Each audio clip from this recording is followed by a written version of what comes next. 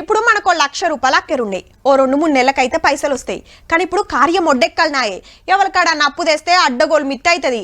మళ్ళీ టైంకి ఇవ్వకుంటే అదో తలకాయ నొప్పి. అందుకే చాలా మంది ఏం చేస్తారంటే బంగారం బ్యాంకులో పెట్టి పైకం తెచ్చుకుంటారు. మిత్తి తక్కువ, ఎప్పుడు పైసలు వస్తే అప్పుడు పోయి ఇడిపించుకోవచ్చు. ఇది మంచిదా లేకుంటే బంగారం అమ్మేసుకున్నాడు మంచిదా? గీ ముచ్చట గట్లనే ఉన్నది మళ్ళా. సర్కార్ భూములు కుదవబెట్టుడేంది? పైసల కోసం గింత పని చేస్తారా? రేవంత్ రెడ్డికి సర్కారు ఉన్నప్పుడు చేతనైతలేదని ట్విట్టర్లో గరమైండు మన రామన్న. సిటీ శివాలర 400 ఎకరాలు కుదవబెట్టి 10,000 కోట్లు తెస్తారని మీడియాలో వార్తలు వస్తున్నాయి. ఇది కరెక్ట్ కాదు. గిట్లయితే కంపెనీలకు భూములు ఎట్లా, మనోళ్ళ కొలువులు ఎట్లా అని గట్టిగానే ప్రశ్నించిండు గవర్నమెంట్ ను.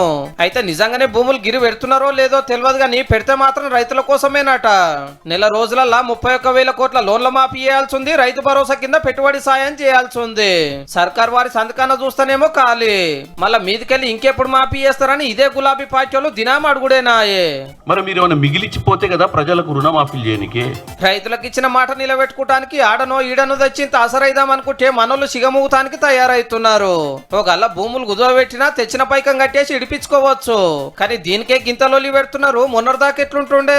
సిటీ శివారు భూములు గుండు గుత్తగా పట్టి అర్రాసు పెట్టి 1,000 కోట్లు కమాయించారు. తాపకో బిట్టు అమ్ముడు, పైకం గుమ్ముడు. ఇంత సక్కడి పని ఇంకెవరికి చేరాలేదని గొప్పగా సాటింపేసుకున్నారు కూడా. ఆ పైసలు దేని ఖర్చు పెట్టిరో ఎవరికి తెలియకపోతుండే. ఇప్పుడేమో భూములు అమ్మకుట్రా ఉత్తా కుదవబెడతారట అని ప్రచారం నడుస్తుంటేనే అది కూడా రైతుల కోసం అని తెలిసి కూడా రామన్న రాజకీయం సురువు చేసుడే సూపర్ పో.